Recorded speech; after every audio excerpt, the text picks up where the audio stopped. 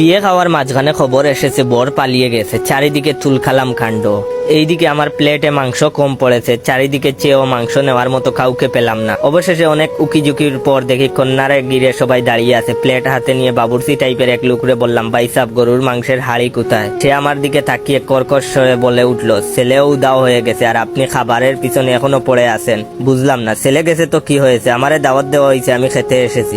এইদিকে কন্যা চিৎকার করে বলছে, আমি বিয়ে না করে উঠবো না, এক্ষুনি আমাকে বিয়ে দিয়ে দিতে হবে। আমিও প্লেট হাতে নিয়ে বললাম, হক কথা, বরাবর কন্যা সাজা ভালো লাগে না, আজই বিয়ে হওয়া উচিত। দেখলাম 2-3 জন সহমত জানিয়ে মাথা নাড়া দিল। কন্যা আবার বলে উঠলো, এই মুহূর্তে আমার বিয়ে না হলে আমি গলায় দড়ি দিব। আমি মুরগির রানে কামড় দিয়ে বললাম, দেয়াই উচিত, এভাবে অপমান মেনে নেওয়া যায় না। এবারও কয়েকজন পাবলিক মাথা নেড়ে বলল, ঠিক ঠিক। কন্যা কাঁদো কাঁদো সরে বলল, আব্বা আমি কিন্তু এক কথা 2বার বলবো না, তাড়াতাড়ি ব্যবস্থা করেন, নয়তো অঘটন হয়ে যাবে। মাংস শেষ, হাড্ডিতে কামড় দিয়ে বললাম, দ্রুত ব্যবস্থা না হলে বাংচুর হবে।